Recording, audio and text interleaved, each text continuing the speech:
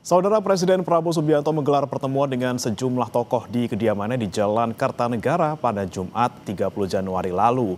Beberapa tokoh datang di sana, saudara, yang sekiranya ini dianggap sebagai tokoh-tokoh yang kritis menyuarakan kritik-kritik soal pemerintah. Nah, seperti apa sebenarnya kemudian pertemuan yang terjadi pada hari Jumat kemarin dan apa saja yang dibahas?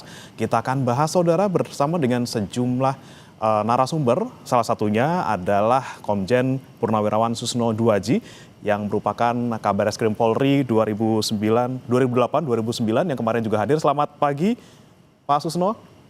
Selamat pagi, Mas. Selamat pagi si pendengar. Selamat pagi semua. Pak Susno, kemarin ya. Pak Susno, kemarin Jumat ini bagaimana sih sebenarnya suasana pertemuan dengan Pak Presiden dan pasti juga membahas soal reformasi Polri nih. Apa sih yang kemudian dibahas kemarin, Pak Susno? Begitu ya, kita jadi agak kaget juga pagi-pagi sebelum sholat Jumat dihubungi untuk bertemu, dipanggil di beliau jam 16.30 sampai 5 jam gitu. Selesainya jam 9 malam lewat seperempat lebih kurang.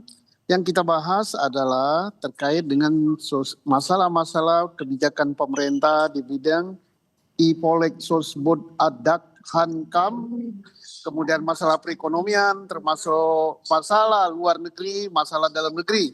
Bagaimana kebijakan dan apa yang telah dilakukan oleh Pak Prabowo selaku Presiden untuk keperluan rakyat Indonesia. Kemudian kita bebas memberikan masukan, memberikan tanggapan, memberikan usulan.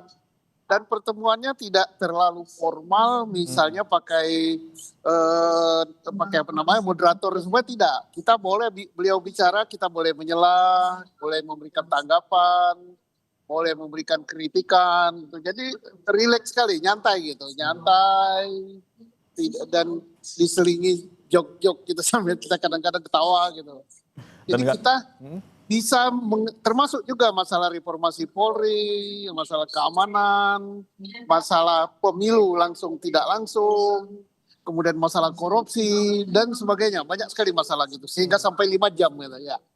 Baik, jadi sampai 5 jam ini banyak yang dibahas, tapi kalau untuk Pak Susno mungkin secara spesifik membahas soal Polri gitu ya, Pak Susno. Nah, soal reformasi Polri kemarin yang kemudian jadi poin-poin yang Anda beri masukan ke Pak Prabowo, ini apa saja, Pak Susno? Ya, reformasi Polri bahwa kita bersepakat yang hadir di sana mengatakan bahwa reformasi Polri itu ditandai atau dengan adanya reformasi di pucuk pimpinan Polri gitu. Karena apa? Sukses tidaknya reformasi Polri itu sangat tergantung kepada pimpinannya. Tentang Polri di bawah siapa itu kita berpendapat terserah Bapak Presiden. Yang penting ada perubahan perilaku gitu, ada perubahan menjadi Polri yang profesional gitu. Karena soal tempatnya di mana itu bukan yang paling utama. Yang paling utama adalah profesionalisme dan perilaku dari Polri gitu. Itu yang kita soroti. Ya. Oke, baik. Sebelum kita ke sana, Pak Susno, kita juga sapa yang sudah hadir di sambungan dari juga Pak David Pajung, Koalisi Relawan Jokowi Prabowo Gibran. Selamat pagi, Pak David. Selamat pagi, Mas. Selamat pagi, Pak Susno. Pak David, sebelum saya ke Anda, ini saya mau ke Pak Susno dulu terakhir karena Pak Susno mau boarding ya, Pak ya.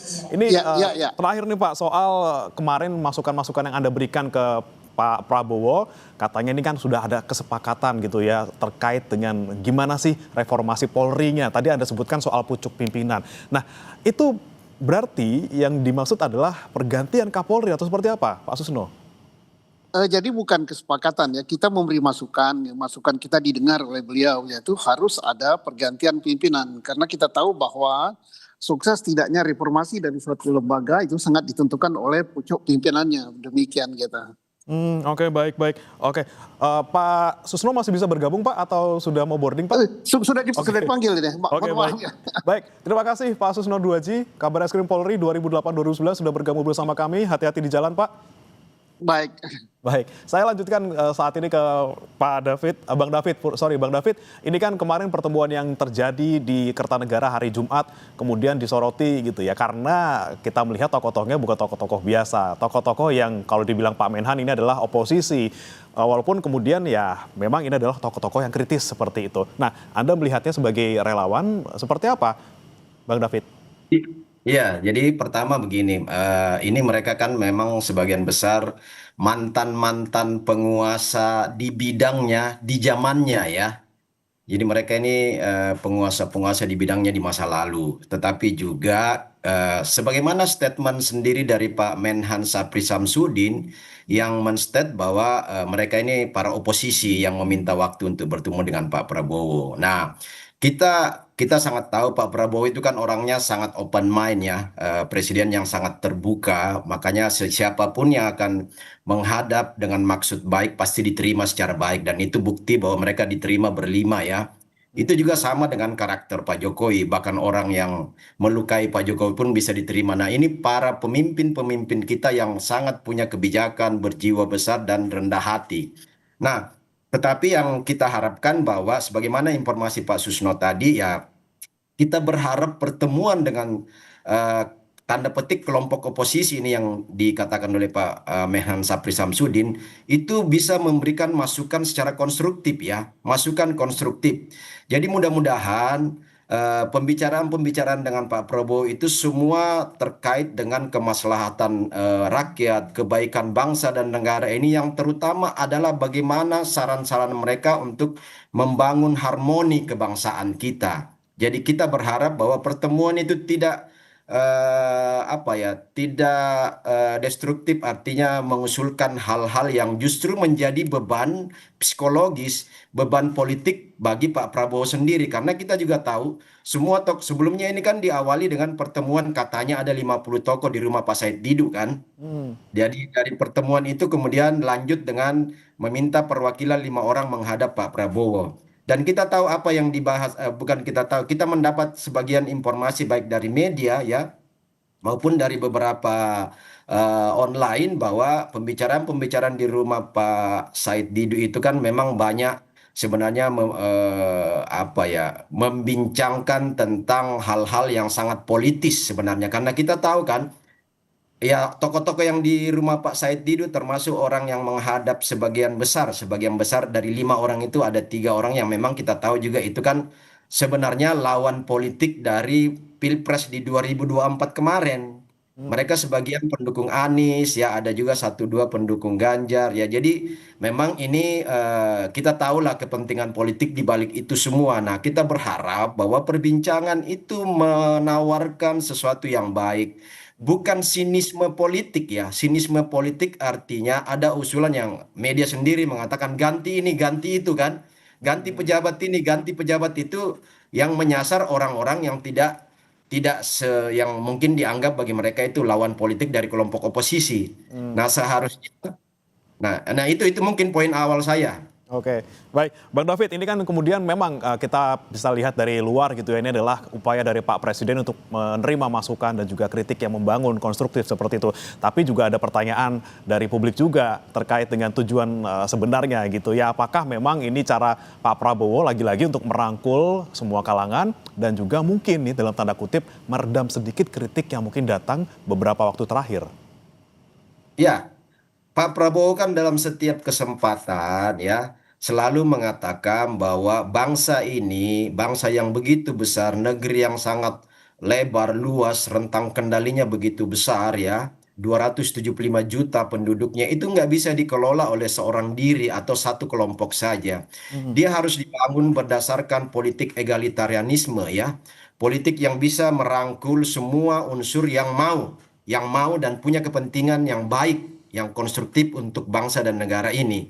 Tetapi juga harus dipilah karena banyak orang yang ya di depan lain di belakang lain kan. Jadi maksud Pak Prabowo ini sangat baik, sangat positif, tetapi sebagai relawan Prabowo Gibran dan relawan Jokowi, kami juga terus akan mengawal, mengingatkan bahwa jangan sampai ada orang-orang yang justru dan dalam tanda petik sebagai orang-orang yang punya kepentingan sempit untuk mendestruktif pemerintahan ini ke depan. Khususnya gini, sudah menjadi rahasia umum ya, koalisi Prabowo, Gibran, Jokowi ini sangat tidak disenangi oleh kelompok-kelompok pembenci, haters di luar, bahkan lawan-lawan politik di Pilpres 2024 kemarin, kan itu. Nah, kita tidak ingin masuknya orang-orang ini ingin justru memecah koalisi Prabowo, Gibran, Jokowi, dan partai-partai koalisi yang tengah guyup-guyup untuk membangun bangsa ini, untuk merealisasikan tawaran-tawaran kampanye Astacita dari Pak Prabowo itu jangan dirusak oleh orang-orang yang kemarin memang justru tidak seide, tidak segagasan dengan tujuan politik Pak Prabowo, justru menjadi lawan kan Ya. kemarin 2024. Nah, sekarang mereka ingin memberi masukan, monggo selama masukannya konstruktif. Oke, selama masukannya konstruktif pasti diterima ya Pak ya, karena nanti juga Pasti masyarakat diterima, berharapnya pasti. kebijakan-kebijakan yang diambil juga kemudian sesuai dengan apa yang dimau oleh masyarakat. Tapi terakhir, Bang David, terkait dengan pertemuan-pertemuan mungkin selanjutnya, apakah kalau menurut Anda sebagai relawan bakal terjadi lagi nih, terutama mungkin untuk lawan-lawan politik dalam tanda kutip, mungkin partai yang di luar pemerintah atau seperti apa gitu, Bang David? Ya, Pak Prabowo kan sudah coba melakukan beberapa pertemuan dengan ya bahkan ada partai yang tidak masuk koalisi kan, bahkan ada ketua umum partai yang tidak masuk koalisi juga sudah ditemuin atau sudah bertemu dengan Pak Prabowo. Nah, itu maksud baik dari salah satu politik egalitarianisme dari Pak Prabowo. Nah, tetapi memang yang kita mau catatkan juga atau sampaikan saat ini bahwa ini kan beberapa tokoh-tokoh ini punya catatan-catatan track record yang tidak baik di masa lalu ya. Tidak baik di masa lalu. Mungkin dari Kompas sudah tahulah siapa-siapa itu termasuk tokoh-tokoh yang berkumpul. Bahkan yang mengunjungi Pak Prabowo itu kan ada catatan-catatan yang pernah pernah kena kasus, pernah ditahan, pernah pernah dipecat apa segala macam. Ketika mereka ada sebagai penguasa di tempat di bidangnya masing-masing, mereka punya track record yang tidak bagus ya, tidak bagus. Nah, sekarang datang untuk memberikan kritikan, memberikan masukan ya monggo-monggo saja, tetapi juga ada apa ya track record yang nggak bisa dilupakan oleh publik, sehingga ketika Anda ada di masa itu, Anda juga gagal kok, Anda juga tidak punya peran yang signifikan bagi bangsa negara ini, bahkan beberapa yang berhadapan dengan hukum, bahkan sudah selesai dengan proses hukum ya. Nah, itu kan semua apa track record itu nggak bisa dilupakan, dan untuk memberi kritik ya kita harap juga Pak Prabowo jeli melihat orang-orang dan tokoh-tokoh itu, karena ya kita senang selama itu masukan gagasannya konstruktif bagi Ya. perdamaian, kebersamaan, harmoni kebangsaan, bukan politik sinisme. Tolong singkirkan ini, tolong pecat ini, tolong ganti ini, itu nggak ada. Semua prerogatif Pak Presiden Prabowo yang menentukan. Saya kira itu yang perlu kita state. Oke, selama lagi-lagi orangnya yang memberikan kritik adalah orang yang tepat gitu ya, dan kritiknya membangun, tentunya Ya, Pak Prabowo terbuka dengan semuanya.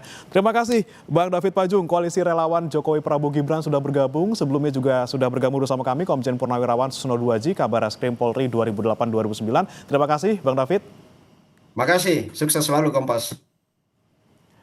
Informasi lain akan hadir usai jeda saudara. Hingga Minggu malam banjir masih merendam